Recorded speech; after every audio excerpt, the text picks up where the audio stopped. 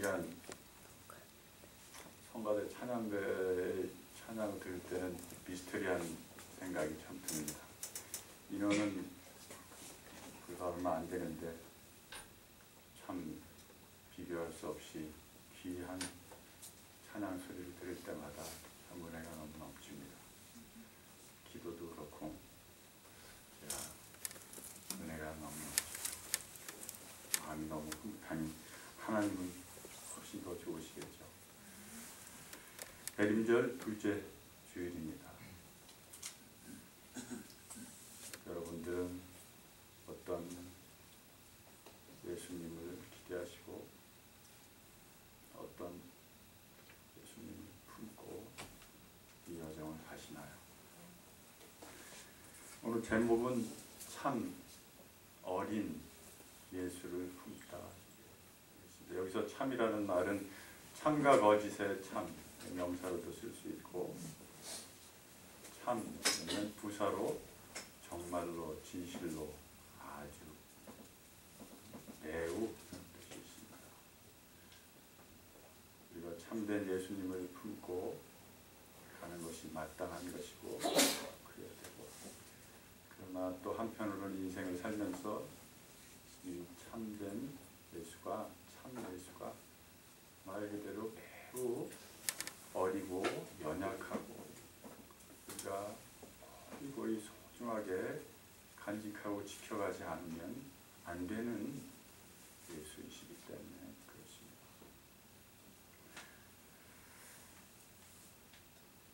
사람을 크기로 크다 작다로 말하기 조금 그렇습니다만 사람의 크기가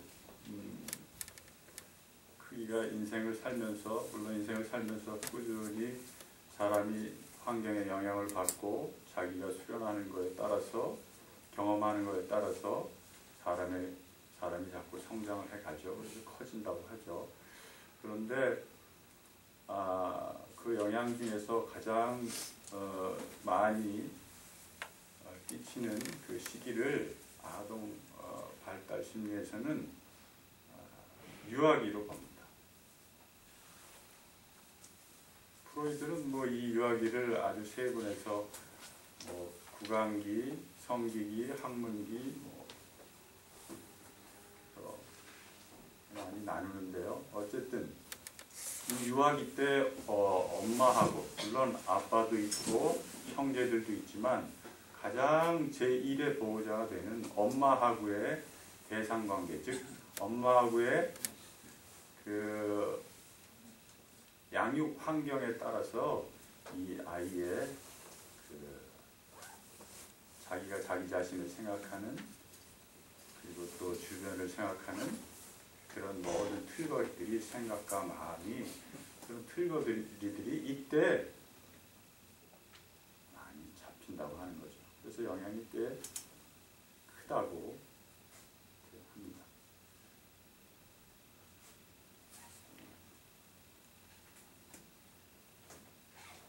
예를 들자면 이런 거죠. 차가 티코가 있고 또 소나타가 있고 그랜저가 있습니다. 똑같은 차인데 티코는 1000cc 이하일 것이고 마력수도 얼마 안 되죠. 확실히 모르겠지만 소나타 같은 경우에 2000cc, 2500cc가 있죠.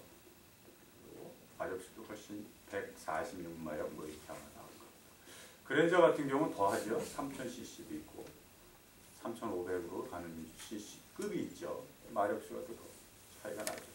그래서 같은 도로를 가더라도 이게 똑같은 차인데도 불구하고 그랜저 같은 경우는 차를 똑같이 한 120을 놓고 달려도 속도감을 잘 못 느끼죠. 바닥에 쫙 붙어서 가는. 티코 같은 경우는 참 불안하게 120을 놓으면 참 불안하지 않습니까? 그런 차이가 있는 것으로 이해하시면 됩니다.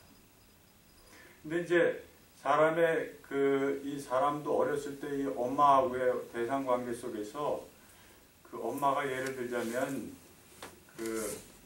산후 우울증이 걸렸다든가 아니면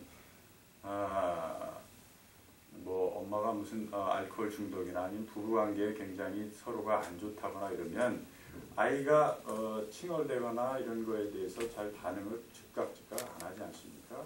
그러면 이제 아이는 자기한테 그 스스로의 신뢰감, 그래서 이게 부재가 되는 거죠. 그래서 부모하고의 이 관계가, 어렸을 때의 관계가 참 인간의 크게 성장하는 데 가장 매우 중요한 영향을 미친다. 흔히 여기도 새 엄마들이 계시지만 대부분 아이가 울면, 신혼 때 아이가 울면 남자들의 반응은 어떻습니까? 여보, 애 운다 그러잖아요. 얘 왜 울지? 이러지 않습니까? 근데 엄마들은 즉각 알지 않습니까? 이 아이가 지금 배가 고파서 우는지, 아니면 오줌을 지려서 우는지, 아니면 어디가 아파서 우는지. 똑같은 의왕인데도 엄마들은 정확하게 그것을 압니다.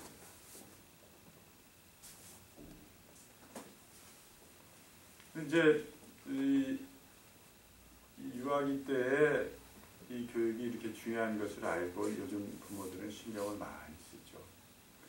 근데 더 나아가서는 엄마의 그 모태에서 까지도 중요하다는 것을 알고 태교라는 것을 많이 하고 그러지 않습니까? 그렇게 참 중요합니다, 이 시기가.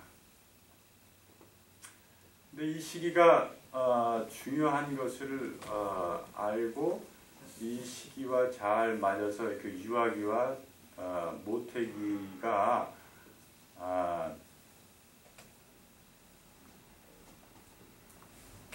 그 나라의 전통과 종교와 잘 어우러져서 아직까지도 남아있는 그런 좋은 본보기의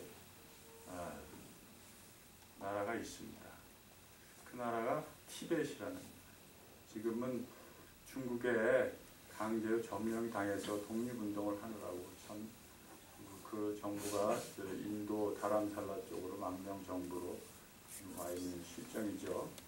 이 티벳이라는 나라는 중국 땅의 한 8분의 1 정도의 규모의 크기를 가지고 있습니다. 근데 아마 이 히말라야 산을 이렇게 끼고 있기 때문에 굉장히 절경이 비경이고 멋진 나라죠. 근데 이 천연 광물이 아마 70여 종 이상이 꽤 많이 있다고 합니다. 중국에서는 이 부분에서 꽤 많이 그 부분을 놓치기 쉽지 않아서 아마 이렇게 될 것 같은데, 어쨌든 그래서 1950년대에 50년 10월에 중국이 강제로 점령을 하면서 티벳 사람들은 거기에 독립운동을 하기 시작하죠. 그런데 1959년에 지금 14대 달라이라마가 그 사람들이 있고 인도 북서부에 지금 다람살라로 망명을 합니다. 그래서 근 50년 이상을 그 종교 지도자로서 그리고 행정 수반으로서 그 역할을 감당하면서 임시 정부를 거기서 꾸리고 있습니다만, 2011년 11월에 그 젊은 신임 총리를 세우면서 이제 이원 정부 400년 동안 이어온 신정 체제를 마감을 하고 이원 체제를 임시 정부로 지금 꾸리고 있습니다. 근데 이제 중국의 그 이 문화적인 탄압, 티벳어도 못 쓰게 하고, 그리고 온갖 종교의 그 자유를 억압하고 문화를 탄압하는 부분과 경제 사회적인 부분에서의 여러 가지 그 기회를 박탈하고, 그 부분에서 이제 티벳 민족들이 너무 힘이 들고, 그래서 독립운동을 끊임없이 하는데 2009년에 한 명의 승려가 분신을 하는 것을 필두로 해서 올해 11월 11일까지 분신한 사람이 124명이 됩니다.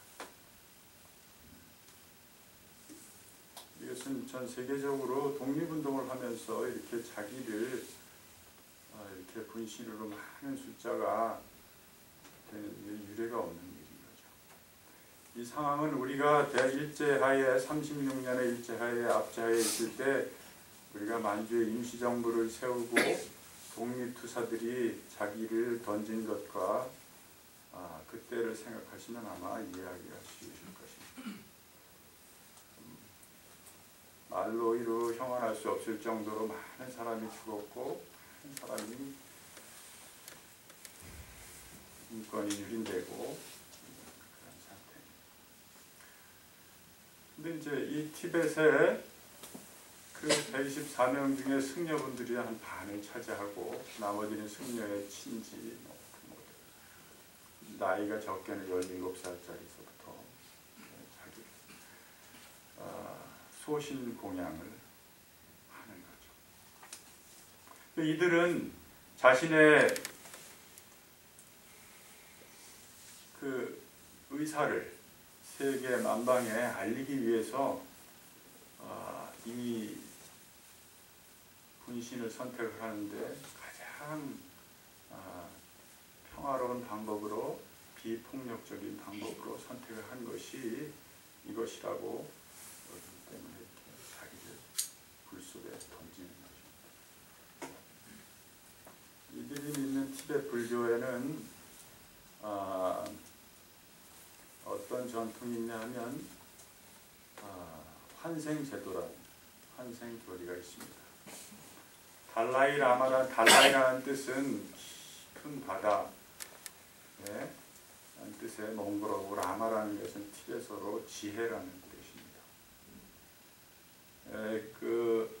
이 선대의 달라이라마가 종교적인 정치적인 지도자 역할을 하면서 그 많은 중생들을 구제하다가 그것에 자기의 육신의 수명이 다해서 그 구제의 원력을 아직 다 발휘하지 못하고 아직 아쉬움이 많은 상태에서 내가 다시 이 세상에 태어나서 다시 그 구제를 마무리하겠다. 중생 구제를 마무리하겠다. 그런 일념으로 입적하기 전에 유언을 남깁니다.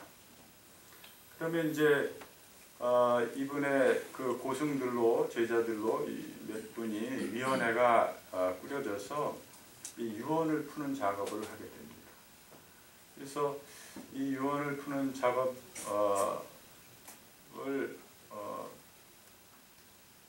여러 가지로 이제 하는데 그 중에 우리 기독교에서 말하는 성령의 역할처럼 니충신이라고 있습니다. 니충사원에 가서 그 달라이라마의 니충신이라는 신은 달라이라마의 그 수호신이면서 부처와의 교통을 통해서 많은 지혜를 주고 전해주고 하는 신입니다. 거기서 이제 유언을 푸는 작업을 하고 그리고 이제 또 그 중국 대륙에서 가장 높은 곳에 위치한 라마 남초 호수라고 해발 4,718m에 위치해 있습니다. 이 호수에 가서 이분들이 선정에 이릅니다. 그러면서 유언을 푸는 작업을 하고 여기서 어떤 영감을 받는 거죠. 그래서 어떤 마을에 어떠한 때에 이기로 내가 다시 환생하겠다. 그러면 이제 그런 어떤 신탁을 이분들이 받으면 그 마을로 찾아가서 그 아이를 보고 아이에게 직접 여러 가지로 아이를 정말 그분의 환생이 맞는지 테스트를 좀 하죠. 그 테스트 중에 하나가 이제 선대 달라이라마가 갖고 쓰셨던 물건 하나하고 다른 물건하고 이렇게. 그 아이가 이제 어리게는 2살서부터 많게는 10살 전후의 아이이죠. 그럼 이제 이 아이가 그것을 이렇게 선택을 하면 정말 맞다 이렇게 생각하고 그 외에도 이제 여러 가지 방법이 있습니다. 그렇게 해서 이 아이는 이제 그때부터 선택이 되면 림포체라고 하는데요. 이렇게 선택이 되면 이제 그때부터 수련에 들어가 수업을 받고 공부를 해서 18살까지 집중 수련을 합니다. 그리고 18살부터 이제 본격적으로 림포체의 역할을 수행하는 활불로서 삶을 사는 거죠. 이제 주위에서 그리고 또 엄마나 이 아이의 부모나 친지들은, 형제들은 이 아이를 지극하게 고귀하게 생불로서, 살아있는 부처로서 대접하고 모시는 것입니다.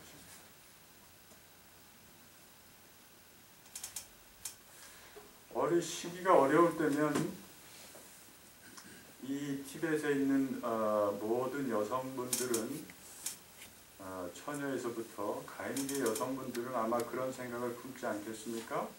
내가 내 속에 품은 아이가 그런 시대를 짊어지고 갈 위대한 스승이 환생이었으면 좋겠다. 그리고 마음의 준비를 하지 않겠습니까?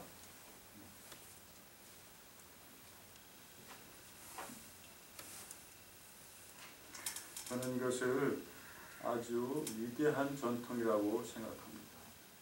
현대에 우리나라에 종교인구가 이렇게 많은데도 불구하고 우리나라에 위대한 인물이 참 드문 것은 이런 부분에서 한번 깊이 우리가 생각해 봐야 될 일이 아닌가 생각을 합니다.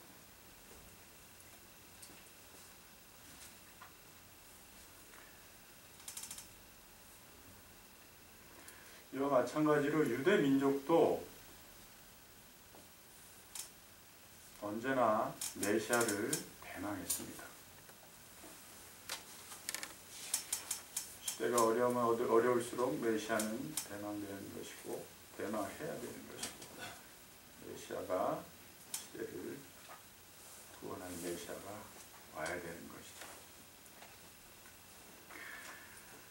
당시도 유대민족은 로마 제국의 압제하에 있었기에 아마 유대민족들은 로마의 그 황제와 겨뤄서 이길 더 위대한 왕을 대망은 하지 않았겠습니까? 근데 문제는 성경을 봐서도 잘 아시겠지만 어떤 메시아를 대망하느냐,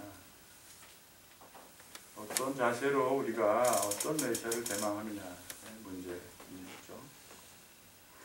오늘 본문은 인류 역사를 결정짓는 그 존귀한 생명, 두 생명인 요한과 예수를 잉태한 두 여인의 만남을 누가는 아주 자세하게 그려주고 있습니다.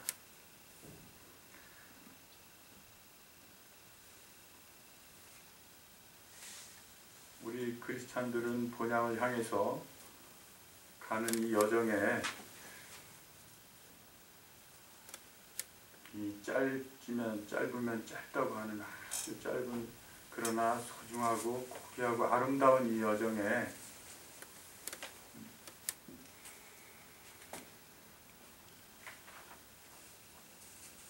여러분 오늘 본문에서는 우리가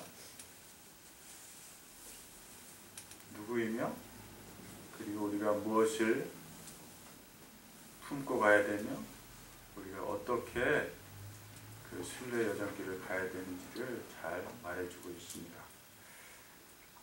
본문을 들어가기 전에 하나 미리 말씀드리고 싶은 것은 가브리엘 천사가 엘리사벳의 남편 되는 제사장 사가랴에게도 수태고지를 하고 마리아에게도 수태고지를 하는데 이 수태고지에서 이 이름을 전해준다는 것입니다.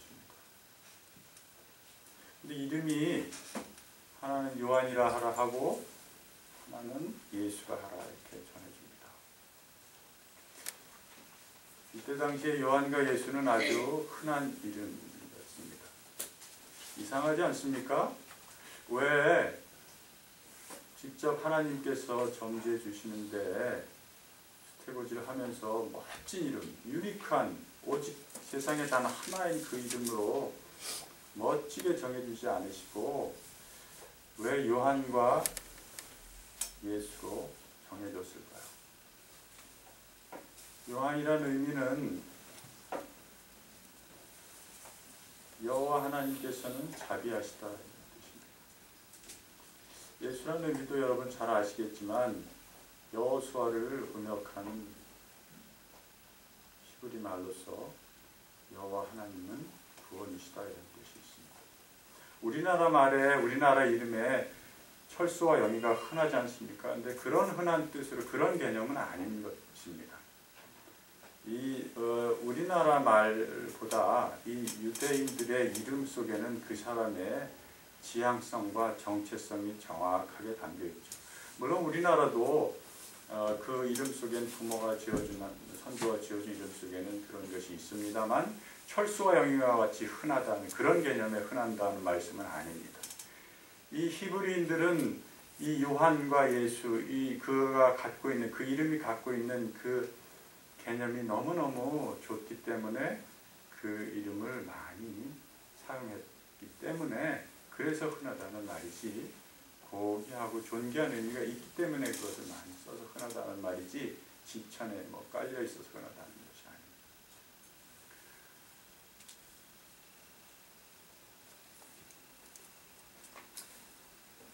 근데 이렇듯 흔한 우리들 가운데서 참 예수가 나온다는 말이죠. 오늘 본문을 보면 마리아가 일어나서 빨리 산골로 가서 유대 동네에 이르러 사가랴의 집에 들어가 엘리사벳에게 문안하니 엘리사벳이 마리아가 문안함을 들으매 아이가 복중에서 뛰노는지라 엘리사벳이 성령의 충만함을 받아. 우리가 좋은 일이 있으면 빨리 가서 알리고 싶지 않았겠습니까? 얼마나 이 품은 그 마음이 이루어지고 기뻤으면 이렇게 빨리 엘리사벳에게 가서 문안을 하러 가겠습니까? 근데 여기서 문안하다는 말, 문안하다는 말이 원어로는 에스파사토라고 해서 껴안다 이런 말이 있는데요. 이 깊은 의미는 무엇을 좋아하다, 무엇을 환영하다, 무엇에게 경의를 표하다 이런 말이 있습니다. 근데 여기서는 이제 포멀하게 경건하게 문화이라는 말을 쓰는데 저는 이 대목에서 남자들은 기뻐서 서로 이렇게 만날 때는 이렇게 가열차게 껴안지만 여성분들이 이렇게 손을 맞잡고 막 동동동동 뛰지 않습니까? 그런 생각이 납니다. 물론 엘리사벳이야 이때는 6개월이 되었기에 마음으로 같이 뛰어주겠죠. 그리고 성령이 충만하다는 것에 방점을 좀 두고 싶습니다. 성령이 충만해서 기뻐서 성령이 충만해서 서로에게 복을 빌고 있습니다. 그래서 내가 복이 있고 여자 중에 복이 있고 내 태중에 있는 아이도 그 아이가 그 엘리사벳의 태중에 있는 아이도 그것을 느끼고 발길질을 막 해야 됐겠죠. 기뻐서. 여러분 우리는 누구입니까? 여러분이 진실로 크리스찬이라면 여러분이 성도라면 우리는 다 우리 안에 이렇듯 요한과 예수와 같은 귀한 생명을 품고 가는 엘리사벳이요 마리아입니다.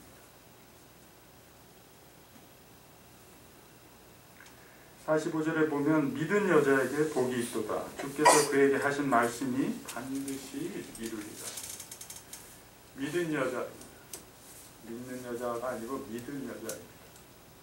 여기서 마리아는 한순간 좋을 때, 좋은 호시절에 믿음이 있어서 그것을 지키고 어려울 때는 빨리 떠났다. 그런 의미가 아닌 것입니다. 믿은 여자는 무엇을 믿습니까? 하나님을 붙잡고 믿고 그 믿음을 결코 자기 안에 어떤 시련과 고난과 역경이 와도 어떤 비천함에 처해도 그 믿음을 놓지 않고 이렇게 자기의 경건으로 의로운 삶을 살았던 것을 우리는 알 수 있습니다. 그래서 우리는 언제나 하나님의 언약을 믿는 믿음으로 사셔야 되는 것을 알 수 있습니다. 46절 55절 보면 이것이 이제 마리아의 찬가인데요.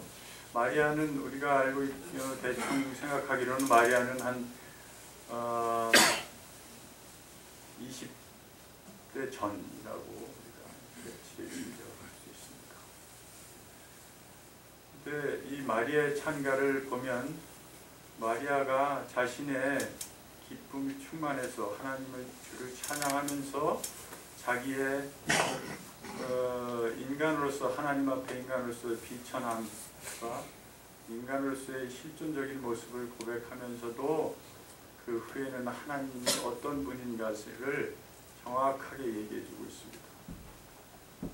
이 시기에서부터 벌써 이 어린 나이에 이런 위대한 마음을 품고 있는 사람이기에 충분히 하나님 앞에 의로운 사람이고 경건한 사람인 것이죠. 그래서 한번 보면 50절 보면 국률하심이 두려워하는 자에게 대대로 이르도다. 그의 팔로 힘을 보이사 마음의 생각이 교만한 자들을 흩으셨고 권세 있는 자를 그 위에서 내리치셨으며 비천한 자를 높이셨고 줄이는 자를 좋은 것으로 살리셨으며 부자는 빈손으로 보내셨도다. 이런 마음을 품고 이런 마음을 갖고 이런 마음의 하나님을 모시고 사는 사람의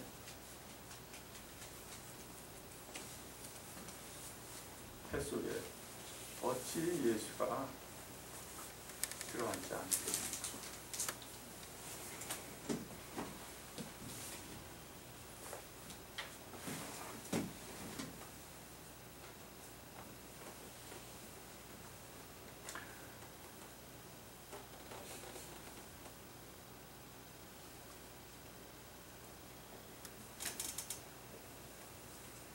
사실은 요한이나 예수는 이런 마음으로 품고 양육되어야만 그래야만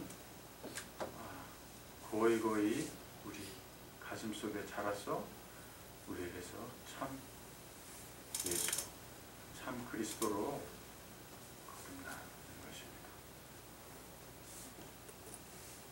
이것이 쉽지 않습니다. 결코 쉬운 일이 아니죠. 산다는 것이.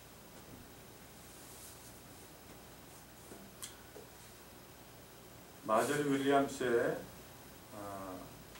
벨벳 레빗이라는 벨벳 아시죠? 비로도 같은 그런 제목의 아주 작은 소책자, 어른들 위한 동화책자가 있습니다. 토이스토리, 영화 토이스토리처럼 어린아이의 장난감들이 주인공이 되어서 장난감의 시선에서 얘기 스토리가 전개되는데요. 거기에는 이 공단이라고 하는 그 벨벳으로 만들어진 토끼가 안에는 톱밥을 넣어서 연기하고 뭐 수염도 실수염처럼 이렇게 나 있고 또 귀 안에는 또 빨갛게 공단으로 마무리 처리를 돼서 발길색의 분홍빛이 나고 눈도 단추 구멍처럼 그런 것으로 눈도 만들고 그런 토끼입니다. 크리스마스 날 이 토끼가 다른 과자나 다른 장난감 선물들과 함께 추위에 걸려 있습니다. 5살짜리 꼬마아이는 그 추리 속에서 이 벨벳 토끼를 발견하고는 한 2시간을 너무 좋아서 신나게 가지고 놉니다. 그러다 다른 일이 생겨서 이 벨벳 토끼도 휙 던져버리고 또 다른 일에 열심히 놀이죠. 벨벳 토끼는 그 아이 방에서 다른 여러 가지 장난감들과 있는데 장난감들이 얘기합니다. 서로가 자기가 진짜라고. 탱크는 나는 태엽을 감으면 얼마든지 갈 수 있다고. 내가 진짜라고. 그러면서 의시됩니다. 보트는 한 2년 정도 쓰여진 보트이기 때문에 그 칠이 다 벗겨졌는데도 불구하고 자기는 물 위에서는 어디든지 태엽을 감으면 갈 수 있다고 하면서 의시되고 자기가 진짜라고 얘기를 하죠. 상위군인들이 만들어서 좀 마음이 좀 깊었어야 될 그런 나무로 깎은 사자는 자기가 정부와 끈이 있다고, 누구누구를 안다고, 그러면서 또 자기가 진짜라고 의시되고. 그러면서 벨벳 토끼는 아나무인으로 누구도 봐주지 않고 얘기도 걸어주지 않고. 벨벳 토끼는 약간 수줍은 성격을 가지고 있었고, 자기와 같이 이렇게 톱밥으로 만들어진 이런 구시대적인 나를 누가 좋아할까 하는 생각도 들곤 했습니다. 근데 그 중에 참 오래돼서 가죽으로 만들어진 말이 하나 있었는데요. 그 말은 하도 이게 사람들의 손이 타서 가죽이 오래돼서 다 가죽해지고 또 이음새에 실밥이라 나오고 가죽 꼬리는 사람들이 목걸이로 쓰는 거기에 구슬을 단다고 하나둘씩 뽑아가지고 지금은 몇 가닥 남지 않은, 그러나 눈은 아주 지혜롭게 보이는 그런 가죽 말이 있었습니다. 벨벳 토끼는 자기가 진짜라는 개념이 뭔지도 사실은 몰랐습니다. 자기한테 진짜가 있는 건가? 그러던 어느 날 우연찮게 그 지혜롭게 보이는 가죽말과 함께 아기의 침대에 둘이 나란히 놓이게 되었습니다. 그래서 벨벳 토끼가 가죽말에게 묻습니다. 진짜가 뭐야? 가죽말이 대답합니다. 진짜라는 건 네가 어떻게 생겼는가에 달려있는 게 아니야. 진짜는 너에게 어떤 일이 일어나는 걸 얘기하는 거란다. 사람들이 너를 정말로 사랑해준다. 그저 놀기 위해서가 아니라 정말로 너를 사랑해주면 그러면 넌 진짜가 되는 거야. 그러면 아파? 가죽말이 대답합니다. 아니, 때로는. 하지만 진짜가 되면 아파도 괜찮아. 다시 토끼가 묻습니다. 그게 태엽을 감을 때처럼 단박에 되는 거야? 아니면 차츰차츰 되는 거야? 단박에 되는 게 아니야. 아주 시간이 오래 걸리지. 그래서 뾰족하게 모관한 이들이나 부서지기 쉬운 이들, 다루기 힘든 이들에게는 좀처럼 일어나지 않는단다. 그리고 진짜가 될 때쯤에는 하도 쓰다듬어져서 털이 다 없어지게 되고 눈도 망가지게 되고 모든 몸 마디마디가 헐거워지고 아주 초라하게 볼품없어지지. 하지만 그래도 괜찮아. 한번 진짜가 되고 나면 다시는 미워지지 않거든. 이런 것을 모르는 사람들한테는 말고 말이야 하고 말합니다.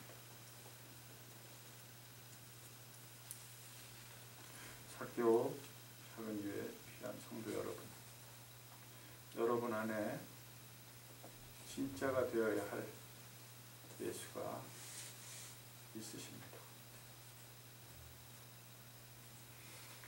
고이 간직하시고 이 짧은 그러나 소중하고 고귀하고 아름다운 순례 여정길에 본향을 향해서 한 걸음 한 걸음 가시면서 참 이신 예수. 그래서 자라나면서 하나님과 동등됨으로 여길 것을 취하지 아니하시고 자기를 비워 자기를 낮춰 사람과 같이 되셔서 죽기까지 복종하셨으니 십자가에 죽으십니다. 그렇게 자기 이까지를 내놓으신 그런 예수, 그런 진짜를 품으시며 사시기 바랍니다. 기도하겠습니다. 좋으신 하나님 아버지, 의인이